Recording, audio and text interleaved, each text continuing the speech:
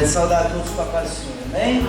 Agradecer ao pastor José Lino, a pastora, os demais, Deus abençoe, os demais obreiros, irmãos, pastores que estão aqui nessa manhã para louvar e agradecer o nome do nosso Senhor e Salvador Jesus Cristo, amém? Só o Senhor mesmo é que sempre com a sua graça e com o seu amor vai nos abençoando, nos confortando, nos consolando em Cristo Jesus, amém? Convido os irmãos a abrir as vossas Bíblias em Filipenses, capítulo 4, versículos 4 a 8. Só vou reforçar, irmão, nós temos alguns livros, estou com CD também, interessantíssimo, da Sony Music, meu cunhado que é pastor do Brasil, da igreja que frequentamos no Brasil, da Mais de Cristo, e é um CD pela Sony Music, que é uma das maiores gravadoras do mundo, tá? Então se você quiser adquirir, tenho certeza que você vai ser bem edificado, porque CDs da Sony Music são muito bem produzidos, tá? É realmente muito impactante. Filipenses 4, versículos 4 ao 8, tá?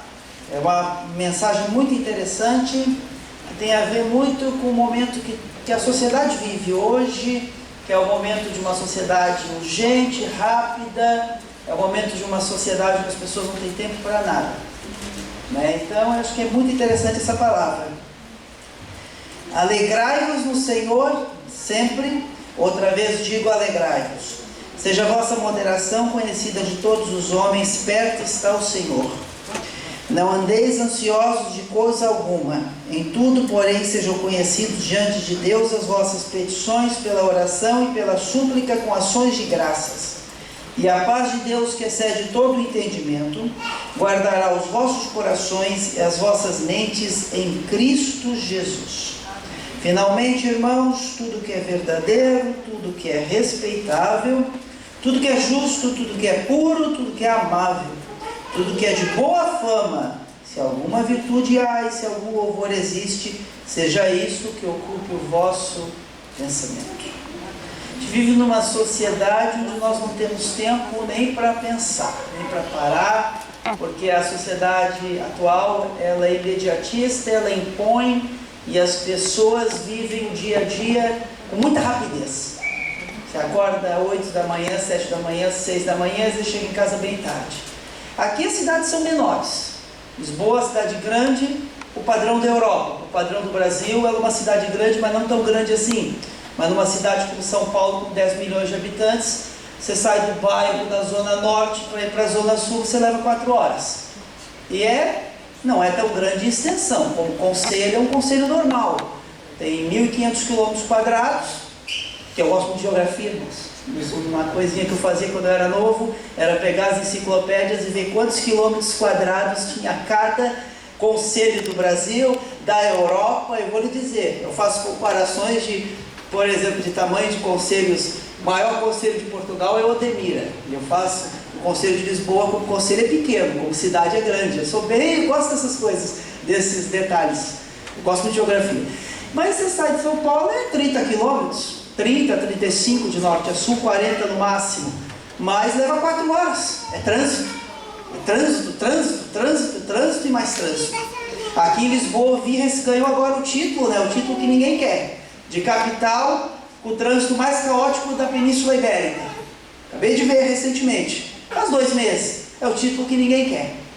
Isso tem a ver com a sociedade que nós vivemos. É a sociedade que às vezes nos faz ter que comer o fast food.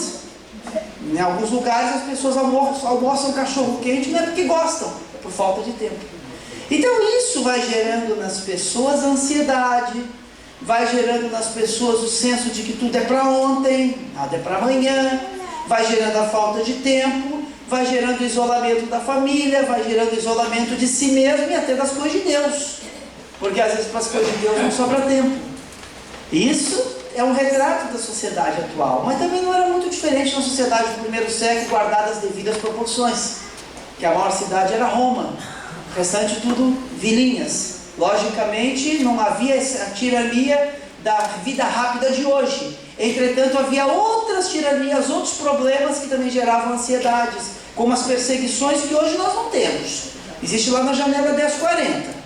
Nós que moramos aqui nos países ocidentais não temos aquela perseguição. Há de cunho ideológico, de cunho físico já houve. Hoje eu desconheço, mas há em muito pouco grau.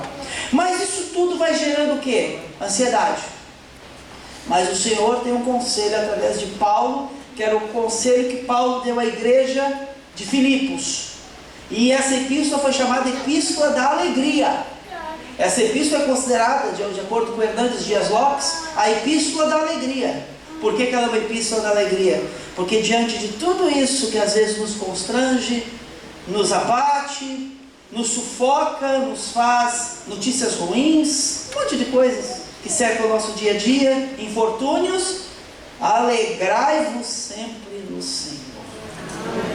Que a alegria do Senhor é a nossa força. Alegrai-vos sempre no Senhor. Outra vez nos digo, alegrai-vos. E interessante que esta Filipos, essa localidade, foi a primeira cidade da Europa evangelizada. Nós temos ali a primeira convertida da Europa, que foi Lídia. Primeira convertida da Europa. Ela era chamada uma Roma em miniatura. E nós temos uma situação com o apóstolo Paulo, só trazendo contexto aos irmãos, local da igreja, do negócio da parte histórica. Paulo, quando foi pregar nesta cidade, ele incomodou a fonte de renda local. Qual era a fonte de renda local? Era a sacerdotisa do deus Piton. Era uma pitonisa, que ela falava através de um demônio.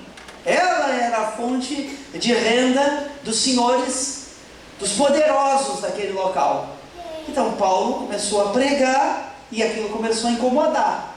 E ela em praça pública falou assim: Paulo, Paulo, servo do Deus vivo. Paulo, Paulo, servo do Deus vivo.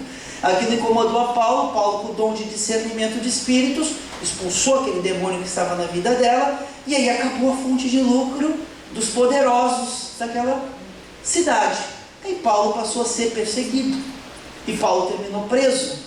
Aí nós temos o contexto de Paulo e Silas cantando lá na prisão. Lembram, irmãos? Lembram de Paulo e Silas cantando na prisão? Então esse é o contexto de Filipos. Depois Paulo escreve esta epístola, diante de todos os contextos de perseguição, porque nesse momento ele está outra prisão, ele está preso em Roma, porque essa é uma epístola de prisão. E Paulo lá de Roma preso, escreve para esta igreja, para esta comunidade, para esses irmãos, que como eu e você, temos inquietações e conflitos existenciais. Alegrai-vos no Senhor, outra vez vos digo, alegrai-vos. Interessante, meus irmãos, que esta é uma epístola de encorajamento. E nessa sociedade que vivemos, o encorajamento é muito importante. Não é, irmãos, aquela mensagem barata da motivação, da fé pela fé, da confissão positiva, dos exageros, porque basta ter fé, como já dizia aquele escritor norte-americano, que eu não vou dizer o nome aqui por ética: pense e fique rico. Pense e fique rico. Não, irmãos, não é pense e fique rico. Trabalhe, se esforça e pode ser que fique.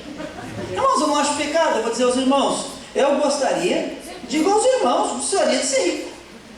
Eu posso afirmar aos irmãos que eu não me desviaria da fé. Eu tenho certeza, porque eu me conheço. Mas se Jesus não me der essa bênção, eu não fico triste comigo não. Eu não fico triste com o Senhor não, sabe por quê? Porque eu não estou preso ao dinheiro, estou preso a Jesus. É dele que eu sou escravo, não é do dinheiro. Se Deus quiser me abençoar, amém. Se Deus entender que não devo ser abençoado tanto nessa área, mas em outras, amém também. Todas as coisas cooperam para o bem daqueles que amam a Deus e andam segundo o seu propósito. Agora, interessante então que observamos essa epístola. Por que alegrai-vos? Porque viver é sempre um desafio. Todo dia temos desafios. E o Império Romano ainda impunha muitas perseguições. Naquela época havia a Pax Romana. O que é a Pax Romana? Era um modelo, um estilo de vida que Roma impunha aos outros povos, chamado Pax Romana. O que houve no século XX com a famosa Pax Americana, que foi o American Life Way, o modelo, estilo americano de vida. Então é assim, em cada época tem um modelo que determina. Por muito tempo foi o modelo europeu, é normal, por cada época tem um modelo. Naquela época era a Pax Romana, então todos queriam seguir a Roma, todos os caminhos levavam a Roma, o modelo era Roma. Mas o modelo não é Roma, o modelo é Cristo. E Cristo veio trazer a verdadeira paz. A paz que excede a todo entendimento. A paz que não tem nada a ver com a Pax Romana. Porque a Pax Romana era uma paz forçada através da ação dos legionários, através das guerras, através da imposição dos valores romanos. A paz de Cristo não impõe nada. A paz de Cristo traz alegria ao nosso coração. É uma paz poderosa e profunda que não precisa de dinheiro, não precisa de bens materiais, mas precisa da presença do Senhor. Tem um pastor lá da Mais de Cristo, amigo nosso, pastor Xandão, líder dos jovens, agora líder dos homens, pessoa espetacular. A frase dele sempre me marcou: o que importa é a presença do Senhor, o resto é consequência dessa presença. Eu disse essa frase, aquilo fincou em mim de um jeito. Essa frase é maravilhosa. O que importa é a presença do Senhor, o resto é consequência dessa presença. Quando a gente lê a Bíblia, meus irmãos, a gente se fortalece em Deus. Nunca esqueço, irmãos, uma vez que eu fui demitido de uma empresa chamada Telesc, Telecomunicações do estado de Santa Catarina na época. Eu vim chorando, eu trabalhava da meia-noite às 6. Eles me deixaram para me demitir às 6 da manhã. Aqueles abençoados, sabe, pastor? 6 da manhã. Porque não me disseram antes de eu ir trabalhar, pelo menos, mas quiseram que eu trabalhasse para eles mais um dia. Eu trabalhava na Telesc. Eu chorei, meus irmãos, quase 2 quilômetros, porque eu saía dali, ia para casa dos meus pais, dormia um pouquinho, depois ia para casa, porque eles moravam num bairro longe. Mas, irmãos, à noite eu fui num culto, círculo de oração da igreja, o culto que 20 frequentavam. A igreja tinha 200, 20 frequentavam, a Assembleia de Deus do Rio Tavares. Isso quando eu era recém-casado. 20 minutos de oração, meus irmãos. Veio uma alegria que eu poucas vezes senti na minha vida. Uma alegria que não tem dinheiro que paga. Saiu aquela tristeza na hora. E estava muito chateado, porque eu gostava de trabalhar naquela empresa. Era o meu primeiro emprego. E recém-casado. Então aquilo para mim, não vou dizer que era tudo, mas era algo muito importante. Mas me veio uma alegria que aquela tristeza foi embora. E é isso que a gente precisa, irmãos. É da alegria do Senhor, que é a nossa força. Mas a nossa Laricinha, quando nasceu, teve doentinha, Jesus curou ela. Eu lembro, irmãos, que eu jejuava todo dia. Não estou falando, irmãos, que tem que jejuar para Deus operar. Não estou ensinando isso porque eu não creio assim. Eu estou dizendo, tudo que a gente faz é por misericórdia, por graça. Você jejua para mortificar a sua carne, para se tornar mais parecido com Jesus. Não estou falando nada do contrário. Mas eu queria mortificar a minha carne. Jejuava, orava, buscava a Deus, orava, lia muito a Bíblia. Aliás, eu sempre gostei de fazer. Meus irmãos, graças ao bom Deus em Cristo Jesus, a Larissa foi curada. Mas tinha dia que as enfermeiras tinham pena de mim e da minha esposa, porque elas achavam que no outro dia ela ia amanhecer morta. Mas Jesus curou. Amém. E eu sei que eu passei lá, mas é isso, irmãos, alegrai-vos no Senhor. Passamos por aflições e perseguições, assim como os primeiros mártires cristãos que cantavam antes das execuções no Coliseu. Sabe que Roma é um Coliseu? E lá no Coliseu os cristãos cantavam. Imagina nos correr de leão. Imagina como era aquilo. O imperador fazia assim, morte para o cristão. O imperador fazia sim, tudo bem. Imagina ter que servir de vitupério para pão e circo. Daí que vem a expressão famosa, pão e circo. Pão e circo para Roma. Mas aqueles cristãos, meus irmãos, eles morriam, mas eles não negavam a sua fé. Hoje as pessoas negam a fé por coisas tão pequenas, né? Te nega a fé por tudo.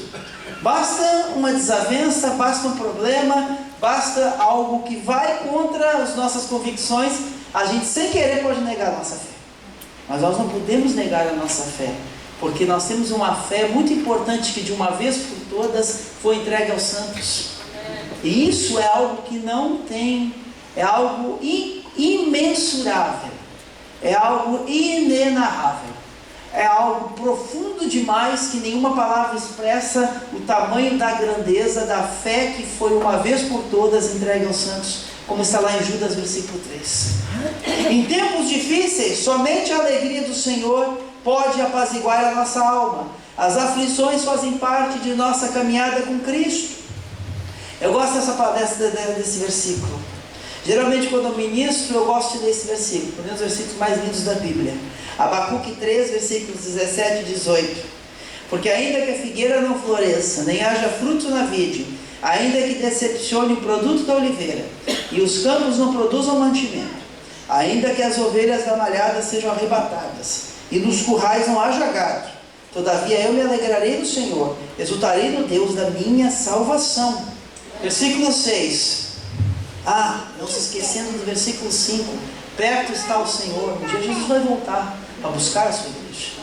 Mas sobre isso não devemos estar preocupados, mas preparados. Tem gente que vive essa angústia escatológica. E aí ficam tentando marcar a data da volta de Jesus, pastor. Sabe, pastor, eles querem marcar a data da volta de Jesus. Isso é uma angústia escatológica. Nós não precisamos marcar a data da volta de Jesus. O dia que Jesus voltar, voltou. Nós temos que fazer a nossa parte. Enquanto Jesus não volta, cumprir o ID de Jesus, falar de Jesus e compartilhar do amor de Cristo, sem viver uma angústia escatológica, mas vivendo para Cristo, servindo a Ele em espírito e em verdade, agindo como os primeiros cristãos que compartilhavam a sua fé em tempos de aflição. Versículo 6. Não estejais inquietos por coisa alguma, antes as vossas petições sejam em tudo conhecidas diante de Deus, pela oração e súplicas com ações de graça. Ansiedade é o mesmo que angústia. De acordo com o Dr. Augusto Cury, famoso, acredito que muita gente conhece, vivemos numa sociedade urgente, rápida e ansiosa. Mas o que temos que fazer? Esperar no Senhor, confiar nele, porque Ele tudo fará. Espera no Senhor, confia nele, e Ele tudo fará. A confiança no Senhor é algo que advém da Bíblia. A nossa fé não é uma fé oca, ela é uma fé fundamentada nas Escrituras.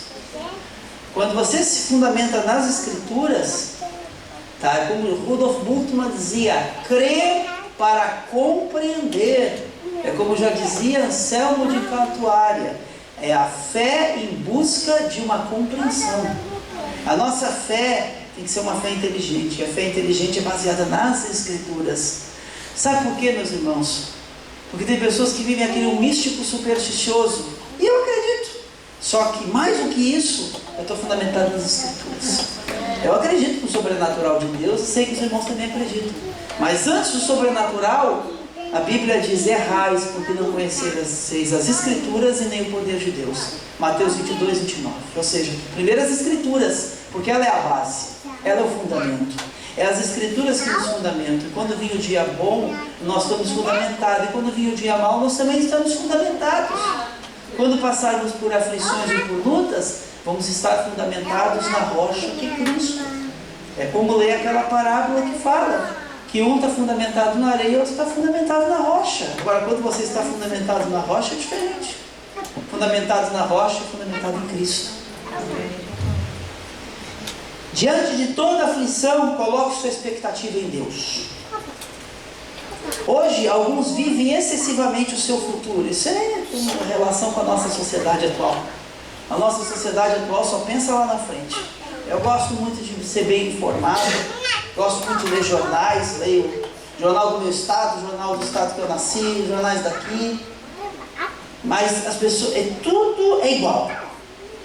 É a violência, a desesperança, isso, aquilo outro, a projeção para o futuro, porque não sei o que. Bom, irmãos, vocês estão bem informados, porque John Wesley dizia, todos os dias eu leio o jornal para ver o que Deus está fazendo no mundo.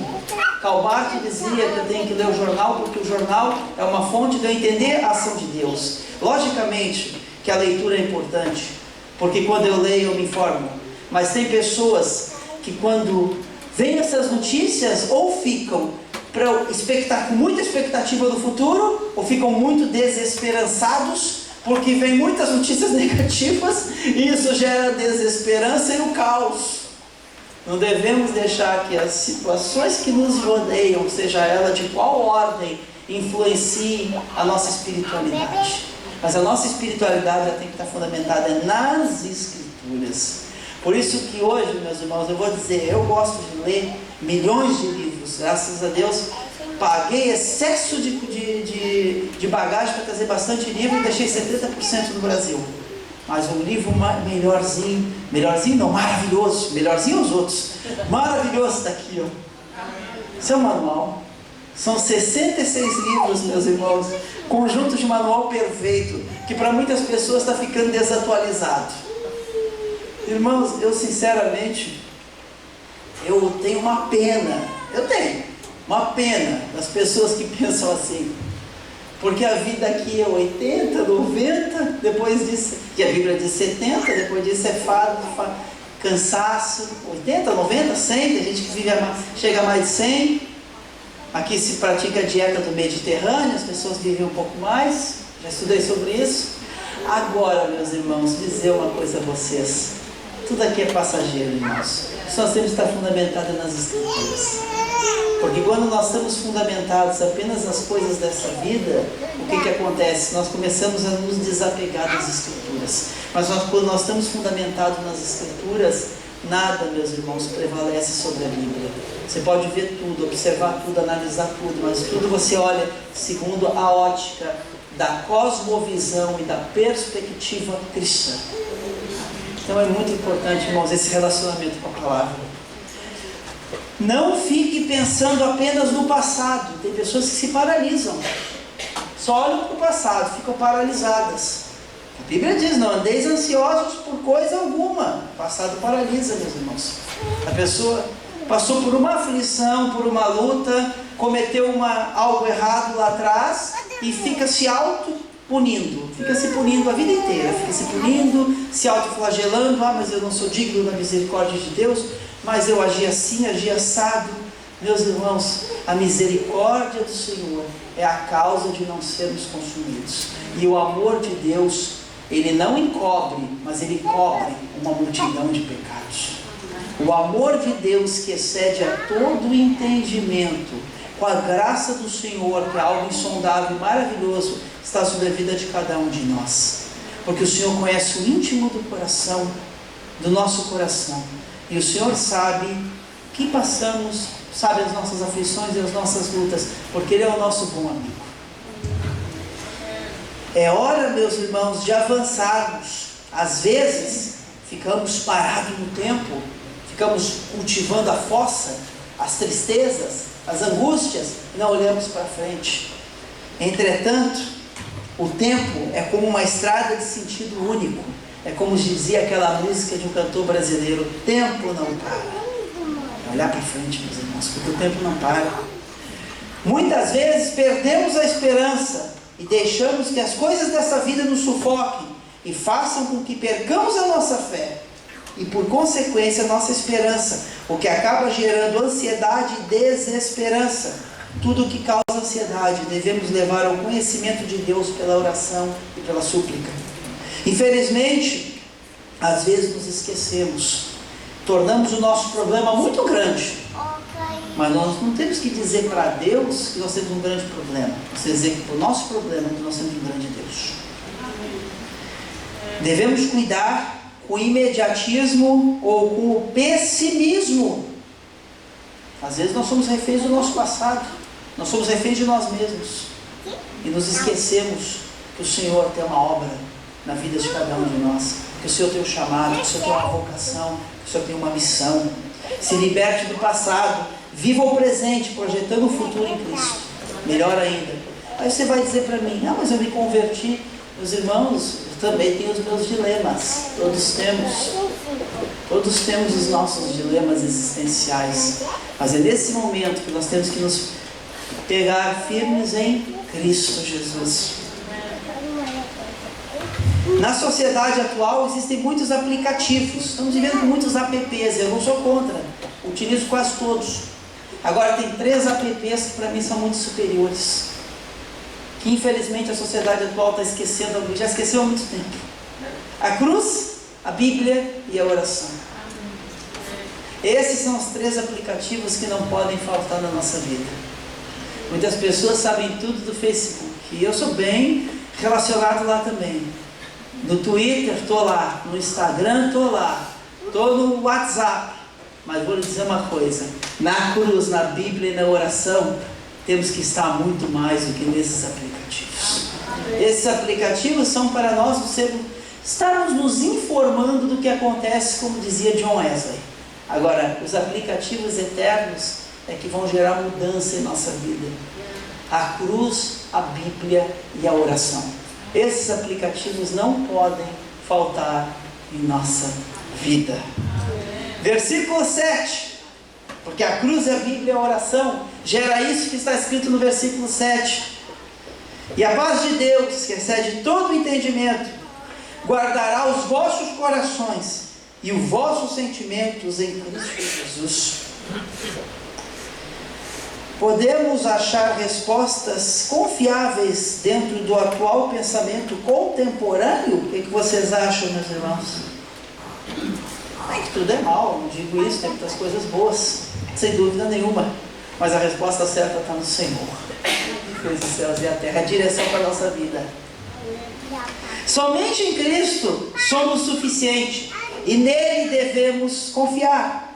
Em tempos de aflições, que possamos sempre estar escondidos em Cristo e não refugiados em nós mesmos.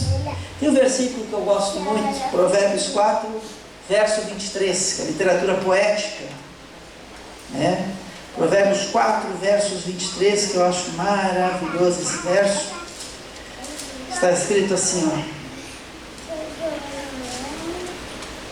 sobre tudo que se deve guardar, guarda o teu coração, porque dele procedem as fontes da vida. Então, meus irmãos, vivemos numa sociedade, não podemos nos isolar, temos que influenciar. Isso eu já falei diversas vezes aqui, gosto de falar sobre isso nos meus estudos e pregações, porque eu acho que o cristão, ele está aqui para influenciar, não para ser influenciado. O cristão é influência, não é influenciado. O cristão está para fazer a diferença. Tem o livro do John Stott que fala sobre isso, a cruz de Cristo. E é muito lindo nós influenciarmos a sociedade com o nosso estilo de vida e as pessoas verem em nós algo diferente e querer copiar e querer ser igual e ver os nossos valores como valores eternos. Eu acho tudo isso muito bonito, e aprendermos a dialogar com a sociedade, não nos isolarmos num fanatismo e num fundamentalismo. Tudo isso é muito bonito, tudo isso é muito maravilhoso, porque nós temos que influenciar. Por isso que viver nessa sociedade é muito diferente do tempo do Império Romano, com outros tipos de perseguições, mas aquele que está em Cristo, se Deus é por nós, Romanos 8,38, quem será contra nós? Ou seja, meus irmãos, nós temos a vitória de Cristo, nós somos bem-aventurados, no grego é feliz, nós somos felizes, irmãos. Esse mundo não tem felicidade, esse mundo tem coisas passageiras. Estamos aqui, temos que viver. Não adianta, irmãos, nos isolarmos como antigamente. Não, o crente não pode fazer isso porque é pecado, o crente não pode fazer aquilo porque é pecado. Isso é se isolar. Aí a igreja não influencia, aí a igreja não é relevante. A igreja de Cristo tem que ser relevante. Como? Uma mensagem de fé, de esperança e de amor, sendo diferente do mundo, porque o mundo apregou a competição, o evangelho prega a promoção do amor. O mundo apregoa alguns valores, o evangelho apregoa valores eternos. É bem diferente, é bem melhor. Precisamos aprender a depender e lembrarmos que todos temos um propósito de vida. E para terminarmos, versículo 8: finalmente, irmãos, tudo que for verdadeiro, tudo que for nobre, tudo que for correto, tudo que for puro, tudo que for amável, tudo que for de boa fama, se houver algo de excelente ou digno de louvor, pensai nestas coisas. A vida é composta por muitos desafios, isso é verdade. Precisamos cada vez mais nos lançar aos pés do Senhor, lançar fora todo o medo, a ansiedade, lançar fora tudo aquilo que nos aprisiona, tudo aquilo que nos congela, tudo aquilo que nos faz parar em nossa caminhada, porque é comum, às vezes paramos em nossa caminhada por alguma coisa, olhar para Cristo, passar a cada vez mais amar os nossos irmãos e entender que precisamos de comunhão, como o pastor falou para mim no telefone, família espiritual, conversando, acho que foi ontem, salvo engano, questão de família, irmãos em Cristo, somos família, não somos ilha. Ninguém é uma ilha, ninguém vive isolado. Precisamos entender que não somos e nunca seremos ilha, pois jamais viveremos sozinhos. Precisamos dos outros para nos fortalecer em Cristo. Devemos nos fortalecer no Senhor e na sua palavra. Devemos amar o nosso próximo. Precisamos aprender a confiar mais no Senhor E assim, vamos expressar a nossa espiritualidade com atitudes que vão honrar ao Senhor. Que nossas atitudes demonstrem o amor de Cristo à sociedade atual. Que possamos fazer de nossa vida um tributo de adoração ao Senhor. Assim como cremos, assim cultuamos. Se cremos de um modo que entendemos que precisamos adorar, a nossa vida em todos os aspectos vai exaltar ao Senhor. E toda a glorificação seja ao Senhor. Agradeço pela oportunidade, uma salva de palmas para Jesus e que Deus abençoe.